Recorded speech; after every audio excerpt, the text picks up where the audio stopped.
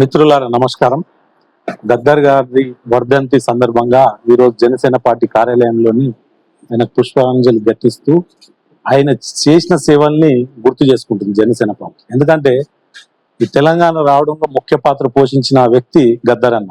గద్దర్ అన్న పాటలతో యావత్తు తెలంగాణ యువతని ఒక తాటి మీద తీసుకొచ్చి తెలంగాణ ఏ రకంగా సాధించాలనేది అందరికీ తెలియపరిచిన వ్యక్తి గద్దర్ అన్న గారు.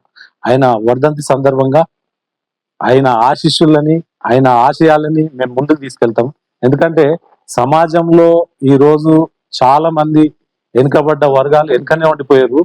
కాకపోతే కొన్ని వర్గాలు మాత్రం ముందుకెళ్తున్నాయి. ఆ వర్గాలు కూడా రాజకీయానికి అలవాటు పడ్డ వర్గాలే ముందుకెళ్తున్నాయి. కానీ దాంట్లో కూడా చాలా మంది రాజకీయాలకు దూరంగా ఉన్నారు ఆ వర్గాలలో కూడా. సో జనసేన పార్టీ అందరిని కలుపుకొని ముందుకు తీసుకెళ్తుంది.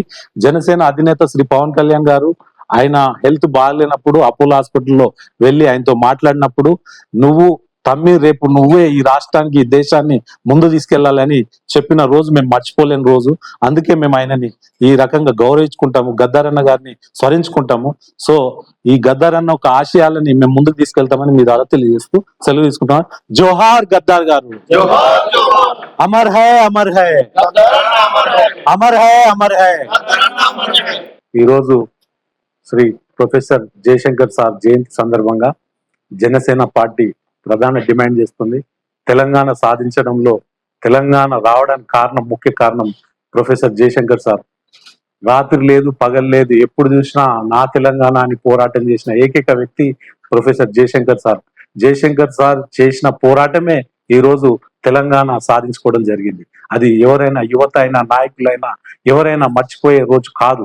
ఆయన స్మరించుకుంటూ ఉండాలని నేను జనసేన పార్టీ ద్వారా తెలియజేస్తున్నాను. ఎందుకంటే ఆయన గురించి ఒక మ్యూజియం కూడా తెలంగాణ ప్రభుత్వం ఏర్పాటు చేయాలి.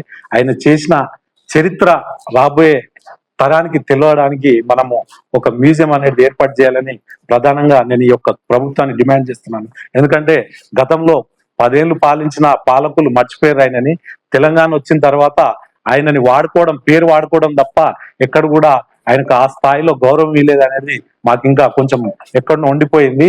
ఈ ప్రభుత్వం అయినా ఆయన గుర్తించి ఆయన గురించి ఒక మ్యూజియం ఏర్పాటు చేయాలని ఒక ఏరియాలో మన ట్యాంక్ బండ్ దగ్గర ఎక్కడన్నా ఒక మ్యూజియం ఏర్పాటు చేసి ఆ మ్యూజియంలో ఆయన చేసిన కష్టం ఏదైతే తెలంగాణ గురించి ఏ రకమైన పోరాటం చేసిందో అనేది ప్రతి ఒక్క యువతకు తెలవాలని నేను మీ ద్వారా ఈ యొక్క ప్రభుత్వాన్ని డిమాండ్ చేస్తున్నాను.